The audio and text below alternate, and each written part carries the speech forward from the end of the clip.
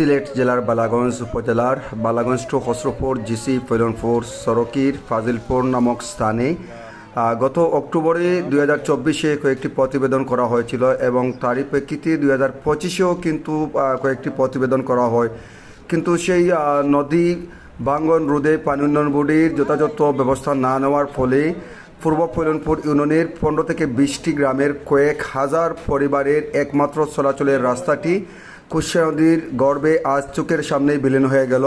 প্রিয় দর্শকবৃন্দ, দেখছেন সিলেট জেলার বালাগঞ্জ উপজেলার 1 নং পূর্ব ফৈলনপুর ইউনিয়নের ফাজিলপুর নামক স্থানে আজকে কুশিয়ারা নদীর ভাঙ্গনে সেই পূর্ব ফৈলনপুর ইউনিয়নের 15 থেকে 20টি গ্রামের কয়েক হাজার পরিবারের যাতায়াত আজকে থেকে বিচ্ছিন্ন হয়ে গেল শেরপুর ঢাকা সিলেট মহাসড়কের সাথে। প্রিয় দর্শকবৃন্দ, দেখছেন আসলে অত্যন্ত হৃদয়বিদারক ঘটনা। আসলে এই রাস্তাটি ভেঙে যাওয়ার কারণে মানুষের দুর্ভোগের শেষ সীমা নেই।